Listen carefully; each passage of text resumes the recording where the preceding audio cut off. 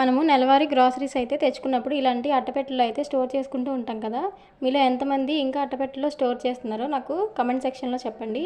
చూడండి, ఇవైతే 4-5 టైమ్స్ వాడగానే ఇలా చినిగిపోతూ ఉంటాయి. ఇలా చిరిగిపోతూ ఉండటం వల్ల వాటిలోకి బొద్దింకలు అనేవి ఈజీగా వెళ్ళిపోతాయి. లేదంటే అలా అట్టపెట్టెలో ఉంచేసరికి ఒక్కొక్కసారి మన సరుకులు అనేవి పాడైపోతూ ఉంటాయి కదా.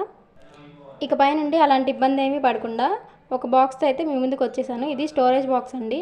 దీన్ని నేను డీమార్ట్లో తీసుకున్నాను. దీని రేట్ వచ్చేసి 499 ఉంది, కానీ నాకు ఆఫర్లో 350కి అయితే వచ్చేసింది. చూడండి, ఇలా సరుకులను అయితే ఆర్గనైజ్డ్గా పెట్టుకోవచ్చు. ఇది ట్రాన్స్పరెంట్గా ఉండటం వల్ల మనకి ఏమేమి ఉన్నాయో ఈజీగా తెలిసిపోతాయి. మనము దీనిలో ఎన్నైనా పెట్టుకోవచ్చండి. ఇది స్టోరేజ్ ఎక్కువే ఉంటుంది. దాదాపు ఇది 15 kgs పైనే ఉంటుంది. నేను 15 kgs తీసుకున్నాను. దీనిలో సరుకులే కాకుండా చిన్నపిల్లలవి టాయ్స్ ఉంటాయి కదా, అవి కూడా పెట్టుకోవచ్చు. మీ చాయిస్ అనమాట. చూడండి, నేను సరుకులన్నీ పెట్టేసినా కానీ ఇంకా ఖాళీ అయితే ఉంది. అలాగే దీనికి ఒక క్యాప్ అయితే ఉంటుందండి. చూడండి, క్యాప్ అయితే చాలా స్ట్రాంగ్గా ఉంది.